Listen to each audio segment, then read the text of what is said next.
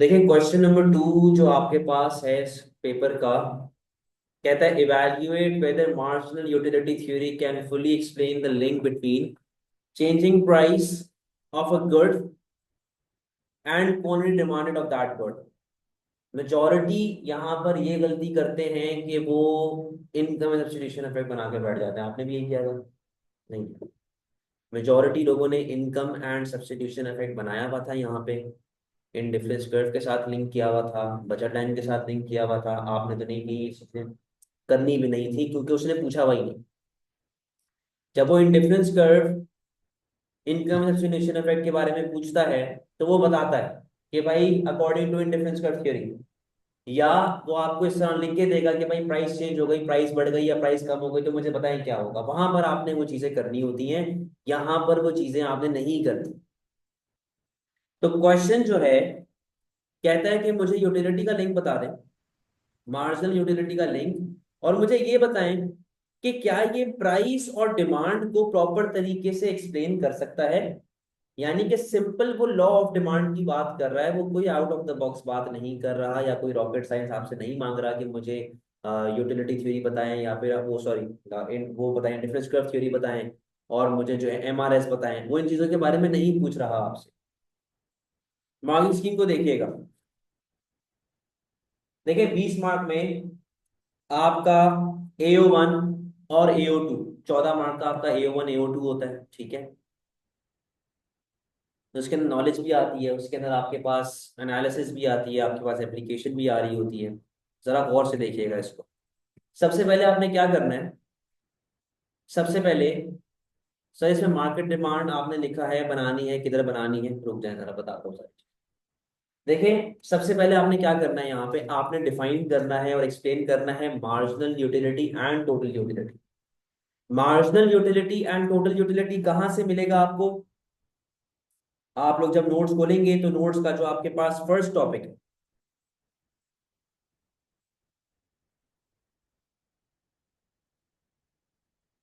ये ये पूरी फर्स्ट थ्योरी आपके पास जो है कि मार्जिनल यूटिलिटी क्या होती है, टोटल यूटिलिटी क्या होती है, law of diminishing marginal utility क्या होती है, उसकी डायग्राम क्या होती है, आपने ये वाली डायग्राम बनानी है, ठीक है। जिन्होंने ये डायग्राम बनाई भी है उन्होंने प्रॉपर तरीके से एक्सप्लेन नहीं किया हुआ कि भाई पॉइंट ए जो है वो एमयू का मैक्सिमम पॉइंट है, पॉइंट बी जो है वो टीयू का मैक्सिमम पॉइंट है। आप लोगों ने एक्सप्लेन सही से नहीं किया हुआ। तो सबसे पहला काम आप लोगों ने यहाँ पे क्या करना है कि आपने मार्जिनल और टोटल यूटिलिटी के बारे में बताना है, इनको डिफाइन करना है, इनको एक्सप्लेन करना है। फिर आप जाएंगे डिमिनिशिंग मार्जिनल यूटिलिटी की तरफ, डायग्राम एक्सप्लेनेशन प्रॉपर तरीके से आपने एक्सप्लेन करना है। फिर कहाँ जाएंगे आप? Equi marginal principle. Now what is equi marginal principle? ये पूरा पूरा इक्वी मार्जिनल प्रिंसिपल है। M U X over P X equals to M U Y over P Y. M U X over P X कब ज्यादा होता है M U Y over P Y से, और कब ऑपोजिट गेम चल रहा होता है, कब बराबर होता है, क्यों बराबर होता है, ये रेशो क्या बताते हैं? ये आपको बताते हैं सेटिस्फेक्शन पर प्राइस। हम लोग जब किसी भी चीज को कंज्यूम करने जाते हैं, हम उसकी इंडिविजुअल यूटिलिटी के बेसिस पे इसको कंज्यूम नहीं करते, हम उसकी मार्जिनल यूटिलिटी के बेसिस पे उसको कंज्यूम नहीं करते। हम ये देखते हैं कि यार अगर मैं इस चीज के लिए पैसे पे कर रहा हूं तो पैसों के हिसाब से क्या ये चीज वर्थ इट है भी कि नहीं है। इसे हम लोग कहते हैं सेटिस्फैक्शन पर प्राइस। ये चीज आपने एक्सप्लेन करनी है कोई मार्जिनल प्रिंसिपल के अंदर। समझे बात को? उसके बाद आपने ये डायग्राम बना के एक लिंक क्रिएट करना है। किस तरह का लिंक? कि जब प्राइसेस कम होती हैं किसी भी पर्टिकुलर गुड की, demand for that good will extend. सही है, राइट बढ़ जाएगा, एक्सटेंड करेगा। लेकिन जैसे जैसे आपकी क्वांटिटी बढ़ती जा रही है वैसे वैसे मार्जिनल यूटिलिटी क्या होती रहेगी? कम होती रहेगी। ये चीज बतानी है। सही है। लिंक किया है मार्जिनल प्रिंसिपल, एक्सप्लेन की हर चीज, क्या बराबरी किस तरीके से हो रही होती है, जब प्राइस चेंज होती है तब क्या होता है, ये ग्रेटर देन कब हो सकता है, ये ग्रेटर देन कब हो सकता है, बराबर कब होगा। ये कोई मार्जिनल प्रिंसिपल आपका है। इम्पैक्ट ऑफ प्राइस चेंज, उसने सवाल में आपसे ये पूछा हुआ है कि भाई मुझे लिंक बताएं between changing prices of a good and quantity of that good. तो जब वो चेंज इन प्राइस की आपसे बात आपने यहाँ पे जब लेके आनी है तो आपने उसको इन डिफरेंस पर बना के नहीं दिखाना। आपने उसको इनकम में सब्स्टिट्यूशन इफेक्ट बना के नहीं दिखाना। आपने उसको ये जरूर बताना है कि आपके पास तीन तरह की चीजें होती हैं, नॉर्मल गुड होता है, इंफीरियर गुड होता है, गिवन गुड होता है, लेकिन उनकी डायग्राम्स के ऊपर आपने फोकस नहीं करना, ना ही उनकी एक्सप्लेनेशन पे आपने फोकस करना है। भाई प्राइस कम होगी, यूटिलिटी पर प्राइस बढ़ेगी, आपकी डिमांड बढ़ जाएगी, वो इस डायग्राम की बात कर रहा है यहाँ पे। सही है। आगे नॉर्मल डिमांड कर्व के साथ आप लिंक करें कि भाई मार्जिनल यूटिलिटी के अंदर क्या चीजें होती हैं। देखिए जब प्राइस कम होती है तो इनकम लेवल बढ़ती है ना, real income, demand for normal good will increase. ठीक है। अगर इनकम बढ़ेगी तो नॉर्मल गुड की डिमांड बढ़ेगी, इनकम कम होगी तो नॉर्मल गुड की डिमांड, इंफीरियर गुड की डिमांड सॉरी, कम हो जाएगी। लेकिन इन दोनों का लिंक अगर मैं प्राइस के साथ देखूं, तो प्राइस के साथ क्या लिंक होता है कि प्राइस किसी भी गुड की अगर बढ़ती है तो according to law of demand, demand क्या होती है, कम होती है। ये तो बेसिक सा लॉ। लेकिन गिवन गुड में किस तरह का रिलेशन होता है, पॉजिटिव, कि भाई आपकी प्राइस बढ़ेगी तो आपकी डिमांड भी क्या होगी।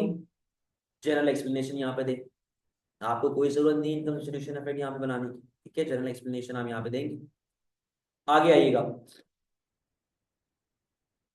अब इसकी इवैल्यूएशन और कंक्लूजन देखिए, सवाल कंपैरेटिवली बड़ा इजी था, बस समझने का मसला था। आप लोगों ने बस एक रट्टा मारा हुआ है कि इनकम सब्स्टिट्यूशन इफेक्ट आएगा हर जगह पे, वो रट्टा आप लोगों को मरवा देगा भाई, जरा ख्याल रखे चीजों का। सवाल में वो आपसे ये पूछ रहा था कि जिसके ऊपर आपकी जस्टिफिकेशन जानी चाहिए। अच्छा सर मार्केट डिमांड कहाँ पे आएगा, ये भी एक क्वेश्चन था। बेटा मार्केट डिमांड यहाँ पे आएगा। ठीक है, जब आप उसको डिफरेंट टाइप्स ऑफ गुड्स के बारे में बता रहे होंगे, आप लॉ ऑफ डिमांड के साथ लिंक कर रहे होंगे, तब मार्केट डिमांड ऐसा आपका यहाँ पे आएगा। अच्छा, क्वेश्चन की इवैल्यूएशन किस बेसिस पे जानी चाहिए, वो ये कहता है कि भाई क्या मार्जिनल यूटिलिटी फुल लिंक बताता है, फुल चीजें एक्सप्लेन करता है, ये उसका सवाल है इवैल्यूएशन के लिए। तो अब यहाँ पे देखें जरा, evaluation, marginal utility theory helps us understand why people demand more when price falls. It is based on the idea that each extra unit gives less satisfaction, so people won't pay the same price for more.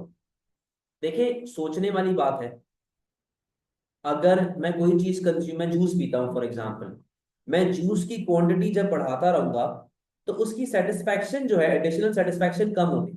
ये बात तो logical है। हम लोग किस तरह major करते हैं, हम लोग कहते हैं satisfaction per price. What is satisfaction per price, M U X over P X, utility from a particular good divided by price of that good. यानी कि लेट से जूस पी के मुझे 100 यूटिल्स मिले, प्राइस है जूस की 10 रुपया, तो मुझे क्या सेटिस्फेक्शन पर प्राइस मिल रही है, 10। अच्छा, अब according to this law, according to this law, अगर मैं जूस बार बार पीता रहूंगा तो सेटिस्फेक्शन फ्रॉम एडिशनल यूनिट क्या होती रहेगी, कम होती रहेगी। मुझे सेटिस्फेक्शन फ्रॉम एडिशनल यूनिट बरकरार रखने के लिए अपनी प्राइसेस को भी क्या करना पड़ेगा, कम करना पड़ेगा। भाई अब लेट से सेटिस्फेक्शन पर प्राइस जो है वो मेरी हो जाती है 80, सेटिस्फेक्शन सॉरी, मार्जिनल यूटिलिटी कितनी हो गई, 80।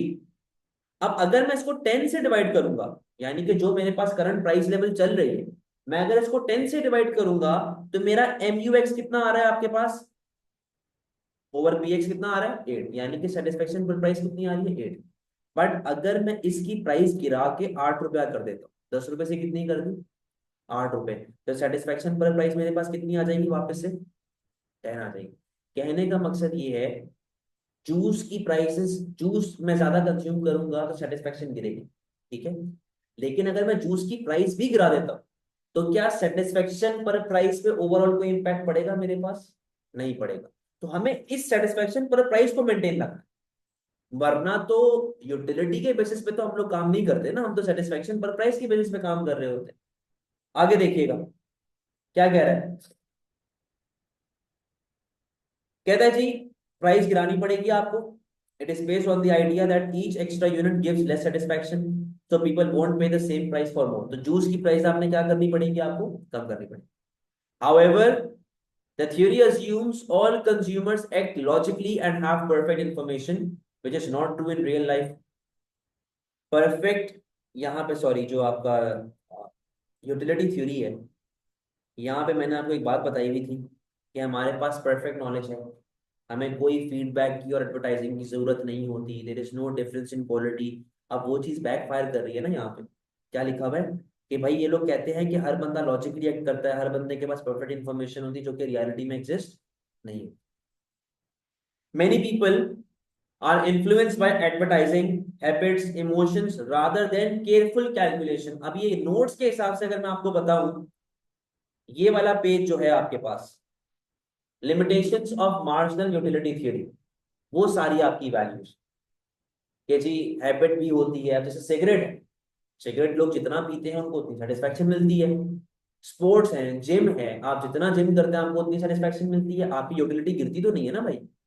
कंजम्पशन करने से इंजॉयमेंट बढ़ सकती है।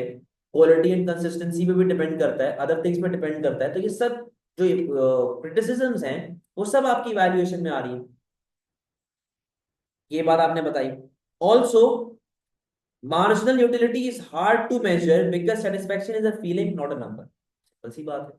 भाई मैं कहता हूँ पानी पी के मुझे 50 यूटिल मिले, मैंने कैलकुलेट कैसे किया? कोई सेंस बनती है इस बात की? The theory does not explain given goods well, where people may buy more even if the prices go up। कहता है कि यार ये गिवन गुड को प्रॉपर तरीके से एक्सप्लेन नहीं कर रहा, जहां पर लोगों की जो रिलेशनशिप है वो एक पॉजिटिव रिलेशनशिप है कि प्राइस बढ़ेगी तो demand for that good will increase as well. It also ignores difference between people. For example, how much value a poor person places on money is not the same as rich person। क्या मतलब है इस चीज का? एक गरीब बंदे के लिए 1 लाख रुपया बहुत बड़ी रकम होती है, लेकिन एक अमीर बंदे के लिए लाख रुपए कोई मायने नहीं रखते। तो यहाँ पर इनकम लेवल के हिसाब से भी हर बंदा जो है वो पैसे को भी डिफरेंट तरीके से सेटिस्फैक्शन लेवल दे रहा होता है, ठीक है, उसके साथ उस हिसाब से इंपॉर्टेंस दे रहा होता है। Finally, this theory doesn't work for big one-time purchases like houses where utility is not spread across many units। कहता है कि यार ये जो थ्योरी है, ये कुछ चीजें जो जैसे कि घर हो गया, उस तरह की चीजों के अंदर प्रॉपरली फिट इन नहीं होता। फॉर एग्जाम्पल अगर मैं घर खरीदता हूँ उसमें 4 कमरे हैं, मैं ये तो नहीं कहूंगा ना कि इस कमरे से मुझे 50 यूटिल मिलते हैं, इससे मुझे 100 यूटिल मिलते हैं, इस तरह तो बड़ी सेंसलेस सी बात है। तो ये इस तरह की वन टाइम परचेजेस के ऊपर इतना ज्यादा सही तरह नहीं बैठ।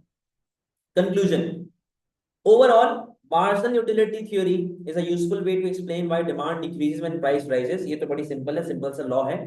But it cannot fully explain all consumer behavior, especially when emotions, advertising, income level, or unusual goods are involved. So while it gives a good basic understanding, it is not enough on its own to fully explain demand in real world। कहता है कि देखें law के हिसाब से तो ठीक है, प्राइस कम होगी, डिमांड बढ़ेगी, डिमांड जब बढ़ती है सेटिस्फैक्शन लेवल, एडिशनल सेटिस्फैक्शन गिरती रहती है। लेकिन under different circumstances, under different consumer behaviour, emotions, advertising level को ये सही तरीके से पोर्ट्रे नहीं करता, ना ये सही तरीके से उसको जो है वो बताता है। तो ये मेरा एक ओवरऑल कंक्लूजन था कि उस हिसाब से ये थ्योरी अच्छी थ्योरी नहीं है, फजूल थ्योरी। कोई मसला? So like you're saying, we also consider income distribution effect in MU over P way, but in a different way than IC curves, not in the form of diagram, but in a theoretical way। theoretical way में आप थोड़ी बहुत बातें बता सकते हैं, लेकिन उसके ऊपर अपना आंसर बेस कर देना ये सही नहीं है इस क्वेश्चन के हिसाब से। वैल्यू फॉर मनी, देखिए बेटा बात ये है, अगर मैं बात करता हूँ एक अमाउंट, जैसे मैंने आपसे कहा कि भाई लाख रुपया, अमीर बंदे के लिए लाख रुपया मैटर नहीं करता, गरीब बंदे के लिए जो महीने के 20-25 हजार रुपए कमाता है उसके लिए लाख रुपए इज अ बिग अमाउंट। तो अमीर बंदे के लिए वैल्यू फॉर मनी जो होती है ना वो कंपैरेटिवली कम होती है, गरीब बंदे के लिए वैल्यू फॉर मनी कंपैरेटिवली ज्यादा होती है, क्योंकि वो उसको संभाल के खर्च करता है। समझ रहे हैं बात को आप? क्लियर है?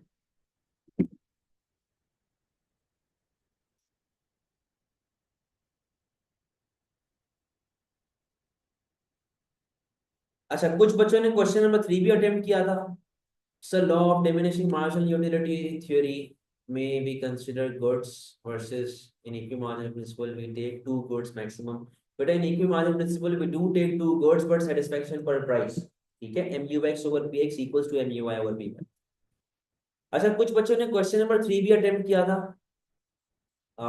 ये जो एग्जाम में क्वेश्चन है, प्रॉब्लम यहाँ पे उसने आपको ट्रिक किस तरह किया कि यहाँ पे उसने वर्ड यूज किया आईएमएफ का। अब बच्चा देख के ही बौखला जाता है कि यार ये आईएमएफ का सवाल सेक्शन ए सेक्शन बी में कैसे आ गया, तो मैक्रो का पार्ट।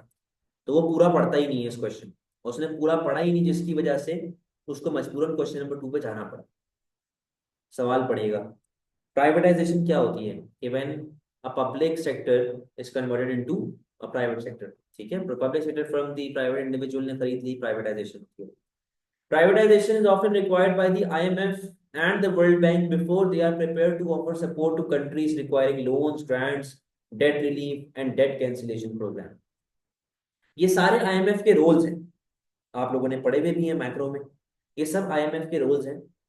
तो IMF की एक कंडीशन है और वर्ल्ड बैंक की भी एक कंडीशन है कि भाई आपको प्राइवेटाइजेशन करनी पड़ेगी। ये उनका एक कंडीशन है, आपको ये चीज माननी पड़ेगी। अगर आपको लोन चाहिए या आपको ग्रांट्स चाहिए या आपको उधार में थोड़ी सी नरमी चाहिए या आपको उधार कैंसिल करवाना है, तो उसके लिए क्या करना पड़ेगा, आपको प्राइवेटाइजेशन करना पड़ेगा। Evaluate the view that privatization will always improve allocation of resources in a country. कहता है कि यार मुझे एक बात ये बताओ, क्या प्राइवेटाइजेशन हमेशा एलोकेशन ऑफ रिसोर्सेज को इम्प्रूव करेगा? देखिए, जब एफिशिएंसी का क्वेश्चन आता है ना, जरूरी नहीं है कि वो मार्केट फेलियर से लिंक हो गया है। 90% ऑफ द टाइम तो वो लिंक होके आता है कि जी मेरिट कोड क्या है, डीमेरिट क्या है, पॉलिसीज क्या है, बता दो, खत्म कहानी। यहां पर जो एफिशिएंसी का क्वेश्चन है वो लिंक कर रहा है मार्केट उसके साथ, कंपटीशन के साथ। बात सुनो, उसको भिजवा दी अजान। यहाँ पे जो एफिशिएंसी का कॉन्सेप्ट है वो लिंक कर रहा है इम्परफेक्ट कंपटीशन के साथ। क्योंकि देखें, अच्छा परफेक्ट में मैं यहाँ पे इतना फोकस नहीं करूंगा, उसके पीछे वजह ये है कि जब गवर्नमेंट की इंडस्ट्रीज प्राइवेटाइज होती है ना, तो वो कौन कौन सी इंडस्ट्रीज होती हैं, जैसे कि सीमेंट इंडस्ट्री हो गई, या फिर और आप कह सकते हैं बिजली, इस तरह के इलेक्ट्रिक हमारे यहाँ पे है, पीआईए हो गया। मेजोरिटी 90% ऑफ द टाइम ये जो कंपनीज हैं या ये जो इदारे हैं, ये इम्परफेक्ट मार्केट में एग्जिस्ट कर रहे हो। परफेक्ट में गवर्नमेंट इतना ज्यादा इन्वॉल्व नहीं होता, तो ये इम्परफेक्ट में एग्जिस्ट कर रहे हो। ठीक है, नेशनल मोनोपोलीज, ओलिगोपोली, मोनोपोलिस्टिक, ये सब वो चीज। सवाल ये है कि इसको हम लोग एफिशिएंसी के साथ किस तरह लिंक करें। देखें, एफिशिएंसी के साथ और क्यों लिंक करें, क्या लिखा हुआ है, allocation of resource. Allocation of resources market failure से लिंक होता है, जो एफिशिएंसी के साथ लिंक होता है। ठीक है, तो अब यहाँ पे देखो जरा, AO1 AO2 14 मार्क्स जो आपको मिलते हैं यहाँ पे।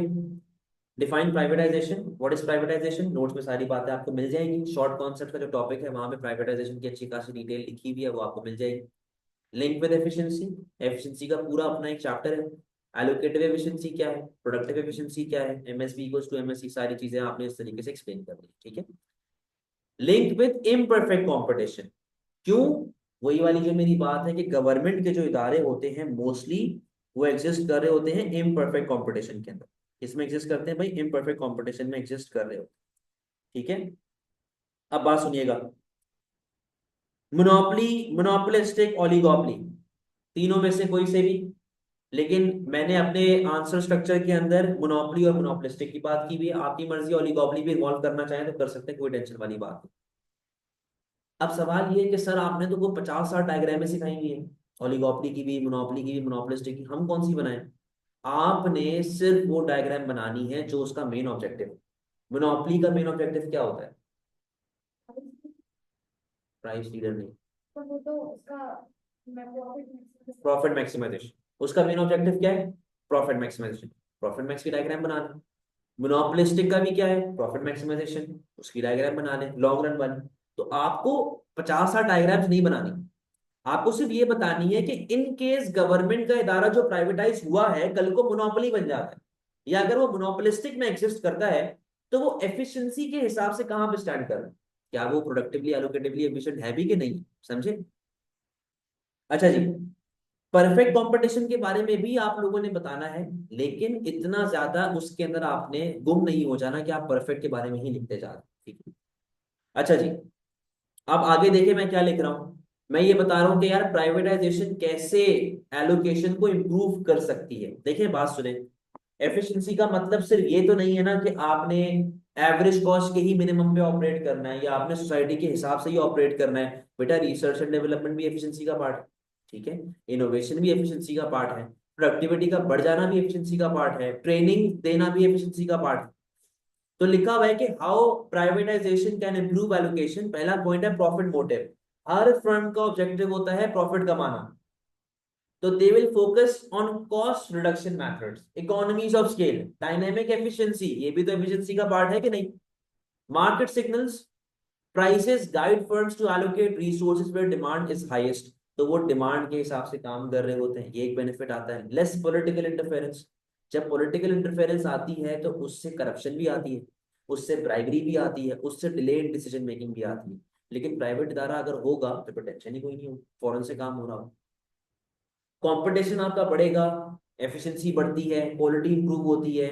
यहाँ पर आप इकोनॉमीज ऑफ स्केल की बात करें, आप मार्केटिंग की बात करें, रिडक्शन ऑफ एक्स इनएफिशिएंसी, कि जी आपके पास लैक ऑफ कंपटीशन होगा तो फिर उससे हम लोग जो है प्रोडक्टिविटी वगैरह इंप्रूव करने की कोशिश करेंगे, अपनी वेस्टेज को रिड्यूस करने की कोशिश करेंगे।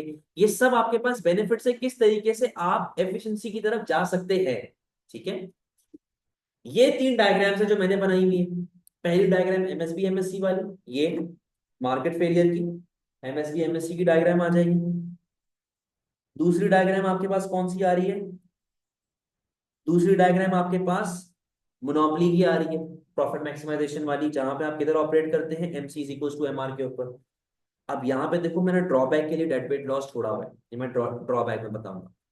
ये मेरी मोनोपोलिस्टिक की आ गई, ठीक है, ये मेरी मोनोपोलिस्टिक कंपटीशन की डायग्राम आ चुकी है। अब मैं जा रहा हूं बेनिफिट्स ऑफ प्राइवेटाइजेशन और ड्रॉबैक्स की तरफ। किस तरीके से होगा? गवर्नमेंट को क्या फायदा होता है भाई प्राइवेटाइजेशन का? गवर्नमेंट के ऊपर बर्डन नहीं आएगा, गवर्नमेंट के ऊपर टेंशन नहीं आएगी, सिंपल से बेनिफिट्स हैं। ठीक है, क्योंकि जब गवर्नमेंट एक इदारा चला रही होती है, भले उसको फायदा हो भले उसको नुकसान हो, नुकसान में भी गवर्नमेंट को उसे कंटिन्यूसली रन करना पड़ेगा, गवर्नमेंट बंद नहीं कर सकती। Revenue from selling state owned enterprise, आपने इदारा बेच दिया, उससे जो आपको पैसा मिला, जो फायदा मिला, आपने जो है वो उसको इकोनॉमी में लगा दिया। रिड्यूस नीड टू बोरो, आपके पास जब पैसा आएगा इदारा बेच के, तो आपको आईएमएफ से लोन नहीं लेना पड़ेगा, आपको वर्ल्ड बैंक से लोन नहीं लेना पड़ेगा। Improved efficiency in public spending, भाई आपने कुछ बंदे जो इदारे के लिए रखे हुए थे कि वो इदारा चलाएंगे, अब आपने उनको दूसरी जॉब पे लगा दिया कि भाई आप गरीबों का ख्याल रखो या आप ट्रांसफर पेमेंट एलोकेट करो, कुछ भी करो, तो आपकी एफिशिएंसी इन पब्लिक स्पेंडिंग बढ़ जाती है। Fiscal policy becomes easier to manage, क्यों? क्योंकि अब आपका फोकस सिर्फ उस चीज के ऊपर है, आप बिजनेस से बाहर आ जाएंगे, आप इदारों से बाहर आ जाएंगे। और अगर प्राइवेटाइजेशन होगी तो गवर्नमेंट को पैसा मिलेगा ना, तो गवर्नमेंट के लिए रेवेन्यू है, आप बजट डेफिसिट से बाहर निकल आएंगे। अगर तो बजट डेफिसिट में बैठे हुए, यही पैसा आप फर्दर मुल्क में री इन्वेस्ट कर सकते हैं। पॉलिटिकल प्रेशर भी कम होता है, करप्शन भी कम होती है, ये सारी चीजें आपके पास बेनिफिट्स के अंदर आ रही है कि ऐसा क्यों आपको फायदा हो। बेटा मैं बस अभी कर रहा हूँ इसको अपलोड, थोड़ी देर रात तक करो। सही है, तो ये आपने सारी चीजें बता दी कि ऐसा आपके पास क्यों होगा, क्या फायदा आपको मिलेगा। हाउएवर बुराइयों के बारे में भी बात करनी है। बुराइयां किस तरीके से आएंगी? Privatisation does not always improve allocation of resource, in some industries like railway और water supply there is national monopoly. भाई ट्रेन सिस्टम या जो पटरियां लगी हैं तो सिर्फ गवर्नमेंट ने लगवाई है ना, प्राइवेट इदारे ने तो नहीं लगवाई। पानी है कराची में तो वो पानी एक बंदा दे रहा है, सही है। बिजली है के इलेक्ट्रिक दे रहा है, तो इनको ये कहलाई जाती है national monopoly. This means it is more efficient for just one firm to operate due to high fixed cost. If these industries are privatized, they can become private monopolies that charge high prices and cut services in unprofitable areas. This reduces access for low income or rural consumers, leading to a poor distribution of resources. Punjab की मिसाल बड़ी यहाँ पे अच्छी है, जैसे वापडा वहां पे है जो बिजली देता है, लाहौर में बिजली आती है, इस्लामाबाद में बिजली आती है, वहां पे लोड शेडिंग नहीं होती। फैसलाबाद में बेड़ा गर्क हुआ हुआ है, ठीक है, फैसलाबाद में बेड़ा गर्क हुआ हुआ है, वहां पे गांव देहातों में बेड़ा गर्क हुआ हुआ है। कहने का मकसद यहाँ पे ये है कि अगर इस तरह की कोई फर्म प्राइवेटाइज हो जाती है और सारी पावर उसके हाथ में आ जाती है, तो वो फिर एक्सप्लॉइट करेंगे कंज्यूमर्स। प्लस आपने यहाँ पे डायग्राम के साथ भी लिंक करते रहना है बार बार, के देखो ये डेड वेट लॉस आ गया, ये डेड वेट लॉस आ गया, सही है। Also, privatization does not guarantee real competition. In some markets, there are high barriers to entry, like expensive infrastructure or licenses. This means new firms cannot easily enter the market, so the privatized firm may still act like a monopoly, making the same inefficient choice as the public firm. वही वाली बात देखी हुई कि अगर आप monopoly बन जाते हैं, लिंकिंग विद द डायग्राम, आप प्रॉब्लम्स क्रिएट कर सकते हैं हर बंदे के लिए। अनदर इशू है कि उनका मेन ऑब्जेक्टिव क्या होता है? प्रॉफिट कमाना। पब्लिक वेलफेयर का ऑब्जेक्टिव नहीं है मेरा, तो वो नेगेटिव एक्सटर्नैलिटीज को इग्नोर करेंगे, लाइक पोल्यूशन, रिसाइकल नहीं करेंगे वेस्ट को, कचरा रोडों पे फेंक देंगे, तो वो सोसाइटी के लिए हार्मफुल हो सकता है और फर्म के लिए भी आगे जाके प्रॉब्लम्स क्रिएट हो सकती हैं। Privatisation can cause job losses. आपके पास यार इतने सारे बेनिफिट्स एंड ड्रॉबैक्स प्राइवेटाइजेशन के लिखे हुए, मैं आप लोगों को दिखाता हूँ जरा, शॉर्ट कॉन्सेप्ट्स के अंदर होगा।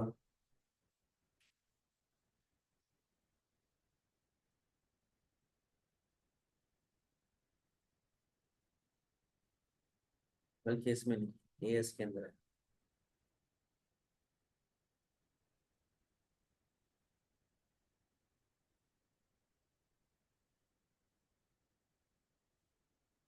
ये रहे प्राइवेटाइजेशन के बेनिफिट्स एंड ड्रॉबैक्स आपके पास।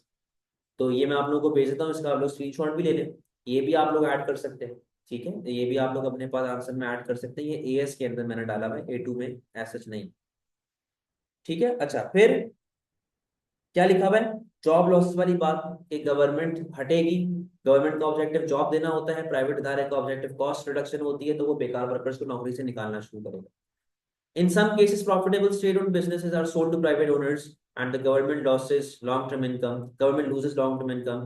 This reduces the funds available for services like healthcare, education. जो पैसे गवर्नमेंट कमाती है, अब वो जाहिर सी बात है नहीं कमाएंगे, तो वो रीइन्वेस्ट नहीं कर सकते। In conclusion, while privatization can improve allocation of resources by increasing competition, efficiency, and reducing government spending, it does not always lead to better outcome. ये मेरा conclusion है कि भाई जरूरी नहीं है आपके पास बेटर आउटकम है। इन सर्टेन इंडस्ट्रीज स्पेशली जहां पर नेशनल मोनोपलीज होती हैं, यहाँ पे सोशली इंपॉर्टेंट सर्विसेज आपको देनी होती हैं, प्राइवेटाइजेशन में create private monopolies, monopoly create हो सकती हैं, जिससे इनक्वालिटी ऑफ इनकम बढ़ती है, पब्लिक इंटरेस्ट हार्म होता है। Therefore privatisation can help improve resource allocation, but it should not be assumed to always do so. Its success depends on market conditions, regulations and nature of industry being privatized. अब देखिए privatise करने का मतलब ये हरगिज नहीं है government ने खुला ही छोड़ दिया, खुला सांड छोड़ दिया है खेत में कि जाओ भाई तुम घूमते रहो। इस तरह नहीं होता। गवर्नमेंट को रिस्ट्रिक्शंस लगानी पड़ेगी, गवर्नमेंट को पॉलिसीज लगानी पड़ेंगी, रूल्स लगाने पड़ेंगे, ताकि जो एक प्राइवेटाइज फर्म है वो लोगों को, कंज्यूमर्स को या सोसाइटी को एक्सप्लॉइट ना करे, उनका उनको पागल ना कर दे। समझ रहे हैं बात को? तो इस तरीके से आपने अपना क्वेश्चन नंबर 3 अटेम्प्ट करना था। If government is opting for privatization, constant checking balance on the actions of private firms, still keeping it under IS, ठीक है। फिर might result in optimum result, बिल्कुल सही, सही लिखा हुआ है। ये बात आप ऐड कर दीजिएगा कंक्लूजन में लिखना चाहिए, ठीक है। बाकी इसका सेक्शन सी और सेक्शन ए इंशाल्लाह हम लोग अपनी फ्यूचर क्लासेस में डिस्कस जा सकते हैं।